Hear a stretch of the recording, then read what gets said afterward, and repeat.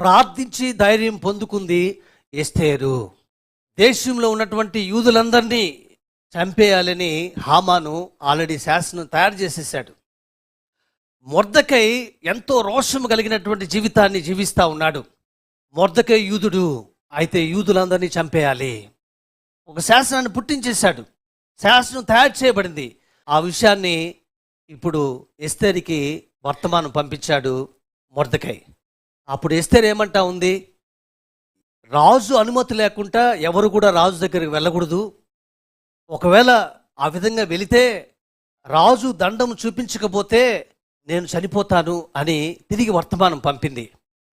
అప్పుడు మొర్దెకై అంటున్నాడు, చాలా శ్రేష్టమైనటువంటి మాటలు ఆయన అక్కడ మాట్లాడుతూ ఉన్నాడు. నీవు ఈ సమయమును బట్టియే రాజ్యముకు వచ్చితేవేమో ఆలోచించుకొనుము అని ఎప్పుడైతే మొర్దెకై చెప్పాడో అప్పుడు ఆమె ఏమంటుంది, నేను నా పనికెత్తులు ప్రార్థన చేస్తాం, 3 దినాలు ఉపవాస ప్రార్థన చేస్తాం, మీరందరూ కూడా ఉపవాసం ప్రార్థన చేయండి, నేను నశించేదను.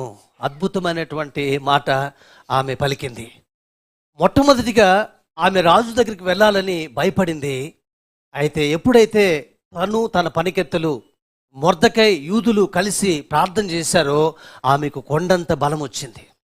ఇప్పుడు రాజు దగ్గరికి ఆమె ధైర్యంగా వెళ్తా ఉంది. ఆమె యందు ఆయనకు దయ పుట్టింది. ఎంత అద్భుతంగా దేవుడు కార్యం చేశాడు.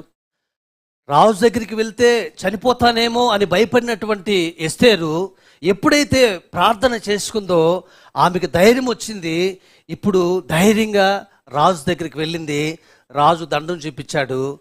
రాజుకి ఆమె మీద దయ పుట్టింది. ఈ కార్యాన్ని ఎవరు చేశారు? దేవుడే కదా. అంతేకాదు, ఇక్కడ అద్భుతమైనటువంటి ఒక మాట మనం చూసినట్లయితే, ఆ రాత్రే ఎందుకు ఆ రాజుకు నిద్ర పట్టలేదు అనేది ఒక ప్రశ్న. ఆ రాత్రి నిద్ర పట్టకపోయినందున ఇది ఎప్పుడు జరిగింది? ఎప్పుడైతే ఎస్తేరు, తర్వాత పనికెత్తలు, మొర్దెకై వీళ్ళందరూ ప్రార్థించిన తర్వాత జరిగినటువంటి ఒక సంభవం. ప్రార్థించిన తర్వాత రాణి ఎస్తేరు రాజు దగ్గరికి వెళ్ళింది. 6వ అధ్యాయంలోకి వచ్చేటప్పటికి మొట్టమొదటిగా మనకు కనబడుతుంది, ఆ రాత్రి రాజుకు నిద్ర పట్టలేదు. ప్రతిరోజు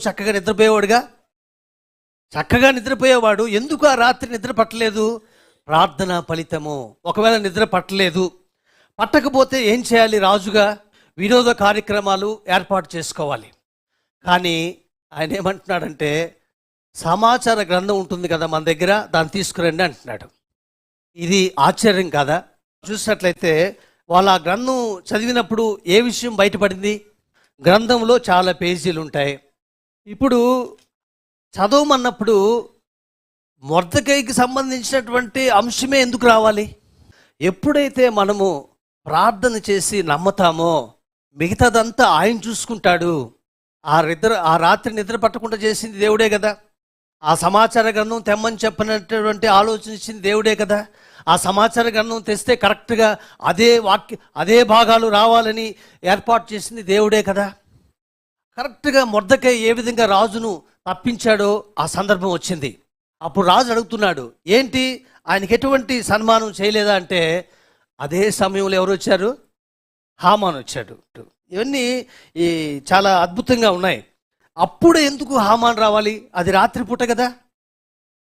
హామాను ఎందుకు వచ్చాడంటే, ఏ విధంగా మొర్దెకైని చంపదామని ఆ ప్లాన్తో ఆయన వచ్చాడు. కానీ అప్పుడు రాజు అడుగుతా ఉన్నాడు, ఇట్లా రాజుని రక్షించినటువంటి వారికి ఏం చేయాలంటే, హామాను అనుకుంటా ఉన్నాడు, నా కోసమే కదా, నేనే కదా ముఖ్యుణ్ణి అని అనుకుంటా ఉన్నప్పుడు ఇవన్నీ మొర్దెకైకి చేయమన్నప్పుడు అది ఎంత అద్భుతమైనటువంటి ఆశ్చర్యకార్యమో తెలుస్తూ ఉంది. అంటే ప్రార్థన ఫలితము ఎంత అద్భుతంగా ఉందో అనేది మనకు అర్థమవుతా ఉంది.